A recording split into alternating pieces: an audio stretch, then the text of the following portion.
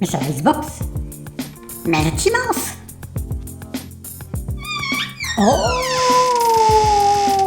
Mais c'est une arnaque, y a rien du tout dedans. Y a rien. Il est où le super GPU? Justine, c'est un frigo. Non!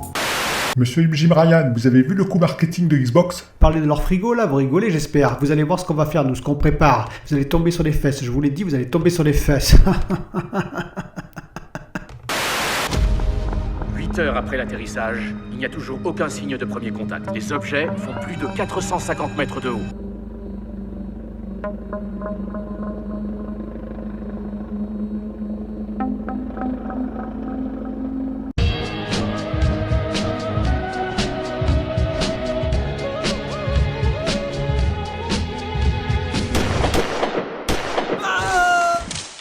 Bonjour les amis, alors j'espère que vous allez bien. Dans cette nouvelle vidéo, comme d'habitude, différents sujets. On va parler de GTA V, vous verrez pourquoi, de Xbox aussi, de Phil Spencer et de ses derniers propos. On va parler également de Switch Pro, et oui Switch Pro, et de mini LED, vous comprendrez pourquoi. Et pour finir, on parlera d'écran nomade, car j'ai un abonné qui m'a dit d'en parler, effectivement de me pencher sur le sujet. Je l'ai fait et c'est assez intéressant. Une petite information avant de commencer cette vidéo, une information supplémentaire qui est tombée hier. Facebook va se lancer dans le cloud, vous avez dû voir ça. Et je vous l'avais dit depuis très longtemps, et effectivement, c'était le dernier des grands GAFA, on va dire, des grands géants du numérique qui ne s'étaient pas lancés dans le cloud, puisque je vous rappelle que Google avec Stadia, bien entendu Amazon avec Luna, bon Microsoft on connaît avec le Game Pass Ultimate et le xCloud. Et bien maintenant, voilà que Facebook se lance dans le cloud à son tour. Alors pour l'instant, c'est une offre très limitée, c'est une offre gratuite par contre, qui va reprendre que quelques jeux sur mobile, parce que voilà, je pense qu'ils veulent rentrer par la petite porte, mais croyez-moi, ça va pas s'arrêter là. Et c'est un peu, alors je sais pas ce que vous en pensez, mais moi personnellement, bon, ça me dérange un peu. Ça veut dire que j'aime bien la concurrence, comme je vous l'ai déjà expliqué, mais trop de concurrence, ça va devenir difficile pour nous, parce que effectivement, si tous, ce qui n'est pas le cas pour l'instant, mais si tous se mettent à acheter des studios, Microsoft a eu l'intelligence de le faire bien avant, puisque c'est des grands connaisseurs du jeu, entre parenthèses, tout comme PlayStation, Sony. Mais si Google commence à acheter des studios, que Amazon commence à acheter des studios, que maintenant Facebook achète des studios, voire Apple, parce qu'Apple, je vous ai dit que Apple commence à lorgner aussi sur le cloud, eh bien, on va devoir acheter combien d'abonnements? Ça va devenir un peu critique pour nous tous. Voilà, je ne sais pas ce que vous en pensez, mais bon, en tout cas, voilà l'information du jour. Pour l'instant, Facebook se lance dans le cloud, et on va voir ce que ça va donner. Je crains également que GeForce Now, vous savez, de Nvidia, face à tous ces géants du numérique, commence à avoir des difficultés. J'ai le GeForce Now, d'ailleurs je vais jouer à Watch Dogs Legions dès le 29 octobre, je vous rappelle, j'espère en ray tracing avec une superbe image, on verra, je vous en parlerai bien entendu, tout comme j'ai le GeForce Now pour jouer et surtout à Cyberpunk 2077, avec j'espère tous les effets qu'on nous a promis. Mais GeForce Now ne propose aucun jeu, vous payez par mois une somme pour aucun jeu finalement, sinon la puissance effectivement des serveurs, des GPU de Nvidia. Et je crains que face à des offres comme Luna de Amazon par exemple, qui va faire très fort je pense, comme Google Stadia pour l'instant ils ont un peu de difficulté mais ils redémarrent, vous avez vu d'ailleurs ils ont réussi à avoir Cyberpunk 2077 dès la sortie, le 19 novembre, alors qu'au départ ça devait sortir en décembre, comme quoi ils ont aligné, je vous l'ai déjà expliqué, peut-être un peu d'argent envers CD Projekt. Bref, tout ça me dit que ça va pas être facile pour Nvidia qui pour l'instant n'a qu'une offre, on va dire, strictement technique. Dites-moi ce que vous en pensez dans les commentaires et on va continuer tout de suite sur les autres sujets. Pour commencer, on va parler du coup marketing. Oui, c'est un coup marketing de Xbox qui a livré 2 frigos, un au rappeur Snoop Dogg et un autre chez une youtubeuse Justine, 6 millions d'abonnés, quand même c'est pas mal. Alors moi j'ai trouvé ça, je vais être honnête avec vous, assez drôle. Je dois reconnaître que c'est un beau coup marketing, mais qu'en même temps c'est assez drôle. C'était un peu dans l'autodérision, parce qu'on s'est moqué de la Xbox, rappelez-vous ce cube au départ, et certains comparé à un four, à un frigo, je ne sais quoi. C'est aussi un petit, on va dire un petit tacle pour ceux qui disaient qu'elle chauffait trop. Bah oui, un frigo c'est froid, c'est pas chaud. Et puis c'est un joli coup marketing quand même, parce que effectivement ça fait parler différemment de la marque, voilà. Mais j'ai trouvé ça très intéressant. Il y a certains qui peuvent trouver ça un peu stupide. Moi personnellement j'aime bien ces marques d'humour, en même temps que c'est un coup de pub bien entendu, et je trouvais qu'ils ont poussé le détail vraiment très loin. C'était super, bon, je vous conseille de regarder si vous l'avez pas fait la vidéo de Justine. C'est assez marrant. Bon, personnellement je sais pas ce que vous en avez pensé, mais je trouvais ça que c'était plutôt sympa à regarder. Alors, on va parler surtout des propos de Phil Spencer. Bah oui, Phil Spencer, parce qu'il est revenu un petit peu sur ce qu'il verra dans le futur pour le Game Pass en particulier, pour les jeux. Il voudrait parce qu'il a reconnu qu'effectivement, par le passé, Xbox était surtout concentré sur le multijoueur et il voudrait des jeux où il y ait effectivement un début, un milieu et une fin. Des jeux, on va dire, avec des histoires, grosso modo, on a bien compris, des jeux à la PlayStation. Alors certains vont dire oui, il va copier, etc., etc. Moi, vous savez, dans le jeu, je m'en fous qui copie qui. Du moins qu'on copie le meilleur. Et pour moi, effectivement, PlayStation, par leurs exclus par le passé, ils ont prouvé qu'ils avaient fait de très très belles exclus. Et pour moi, c'était parmi les meilleurs jeux. Bon, je ne vais pas citer tous les jeux, bien entendu. Il y a God of War, comme vous connaissez, hein, Last of Us. Il y a Horizon Zero Dawn, bien entendu aussi. Hein. Donc il y en a un tas d'autres, comme Ghost of Tsushima, par exemple, récemment. Bref, un tas de jeux où effectivement vous êtes dans une histoire, vous êtes plongé du début à la fin avec un milieu, et il promet ça pour le Game Pass, il dit il faut qu'on accentue là-dessus. J'ai trouvé ça très très intéressant. Et son second propos, c'était aussi de dire nous travaillons actuellement énormément sur le xCloud, et c'est vrai, je pense qu'il travaille énormément sur le xCloud pour qu'en 2021, eh bien, ce soit fonctionnel sur le PC, avec en plus, il a dit une accélération du stream, c'est-à-dire que grosso modo, on aura besoin... Pour le même débit, grosso modo, on aurait une résolution un peu meilleure. J'espère qu'il réussira, hein, je le souhaite, parce que bon, j'ai vu ce que ça donnait le xCloud, et oui, j'ai regardé, et effectivement, ça paraît intéressant, même s'il y a encore des lags, quelques petits problèmes.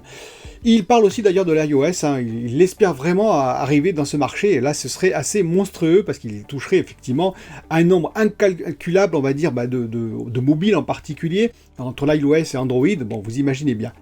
Et la Switch Pro, vous allez me dire, qu'est-ce qu'elle vient faire là? Eh bien la Switch Pro, il y a une news qui vient de Economics Daily News, qui parle de mini-LED pour la future Switch Pro. Je vous ai dit, hein, les mini-LED vont aller partout. Je vous l'avais dit dans la précédente vidéo, hein, en 2021, il y en aura à peu près partout, et bien peut-être même dans la Switch Pro. En effet, ils se sont rapprochés de Taiwan Innolux Corporation, qui fabrique des mini-LED, et ils auraient ainsi abandonné Sharp and GDI, qui fabriquaient leur ancien écran, pour se rapprocher du mini-LED, parce qu'ils trouvent cette technologie très très intéressante, et bien effectivement très lumineuse, et je vous ai rappelé, assez lumineuse, en tout cas très lumineuse, même beaucoup plus qu'un OLED, et qui permettrait donc en particulier, le gros défaut de la Switch que je trouve actuellement, c'est qu'en plein jour, c'est difficilement visible. Vous comprenez où ils veulent en venir, avec des mini-LED bien plus puissantes en termes de luminosité, on pourrait jouer en plein jour, et ce serait un gros défaut de la Switch qui serait ainsi gommé.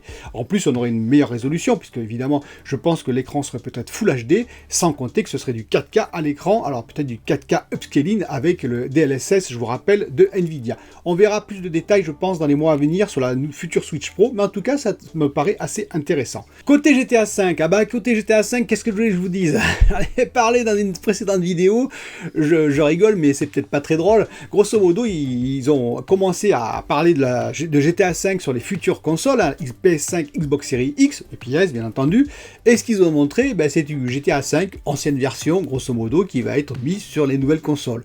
Super. Alors, qu'est-ce que je vous dis? Ils veulent encore se faire un peu d'argent, apparemment, avec GTA V, ils en sont capables, pour tous ceux qui n'ont pas joué, par exemple, quelques-uns qui n'y ont pas joué. Ma foi, oui, pour ceux qui n'ont pas joué, ça peut être quand même intéressant, mais j'espère qu'ils feront quand même quelques améliorations. Par exemple, on annonce des améliorations sur God of War, qui va passer sur PS5. Ça me paraît le minimum, tous les jeux qui vont passer sur PS5, il y a un minimum d'améliorations à avoir. Enfin, sinon, quel est l'intérêt sur PS5 ou Xbox Series X, hein, les deux, bien entendu. Donc là, voilà, j'ai le sourire, mais je vous avais dit, hein, Take-Two, mais bon, Rockstar, mais c'est surtout Take-Two, ils veulent le maximum d'argent, hein, c'est normal, de pépettes, mais un minimum quand même on va dire, d'effort pour améliorer leur jeu, ça passerait mieux, quoi, là, parce que là, ça se voit un peu trop qu'ils veulent beaucoup d'argent sans faire trop d'efforts. Donc voilà, j'espère quand même que ce sera mieux que ce qu'ils nous ont présenté là, où il n'y avait aucune amélioration, même, je crois, dans la présentation du jeu, c'était rigoureusement la même qu'avant. Voilà, comme ça, on fait du copier-coller et on balance le tout. Dites-moi ce que vous en pensez, toujours pareil, dans les commentaires. Alors, on va parler d'écran nomade maintenant. Qu'est-ce qu'un écran nomade? Un écran nomade, c'est tout simple, c'est un écran qui se transporte partout, que vous pouvez amener en vacances, en voyage, dans le train, bref, que vous transportez avec vous, et que vous pourrez brancher sur votre téléphone, et oui, votre mobile, ça va faire un écran beaucoup plus grand que votre mobile, ou alors sur, par exemple, sur votre PC portable, ou des choses comme ça. Il se recharge, alors il y a deux types d'écrans, il y a ceux qui ont des batteries internes et ceux qui n'en ont pas. Ceux qui ont des batteries internes, ils se rechargent sur la prise USB, par exemple, de votre ordinateur portable, ou des choses comme ça dans le train, ou bien sûr, ils ont une prise pour se recharger indépendante. L'avantage de ces écrans, c'est simplement que déjà vous avez une définition Full HD au lieu d'avoir un petit mobile, par exemple un écran mobile. Ça vous permet donc d'avoir une bien meilleure vision. Et en plus, si vous avez l'USB-C, les écrans la plupart longs, hein, vous pouvez la brancher sur la Switch. Et oui, la Switch qui va alimenter l'écran aussi, entre parenthèses, s'il n'a pas de batterie, hein, mais qui va permettre surtout, de pouvoir jouer sur un grand écran. Par exemple, Divinity, où je me suis beaucoup plaint cet été de Divinity, avec, vous savez, les micro-textes qu'on ne voyait absolument rien, et bien là, avec Divinity, on verrait enfin sur un écran 15 pouces, ce serait clair, on pourrait voir quelque chose.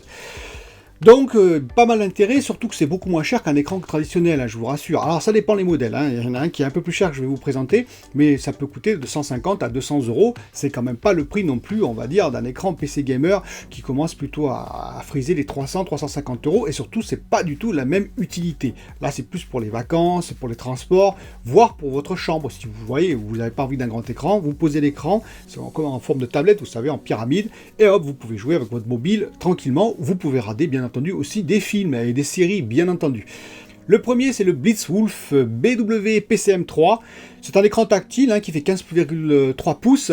Bon, il est classique, alors en termes de gaming, il tournerait peut-être entre 20 et 25 millisecondes, donc c'est pas le top de l'écran, on va dire, gaming, mais il fait le taf. Ça veut dire que si vous ne faites pas du compétitif, il fait le taf.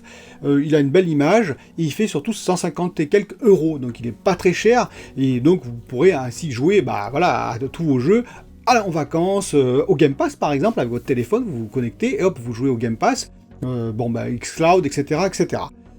Et vous pouvez bien entendu regarder des films et des séries aussi, et ça c'est l'intérêt. Le deuxième que je vais vous présenter, c'est l'Asus ROG XGA17AHPE, je crois, hein. C'est compliqué avec leur nom.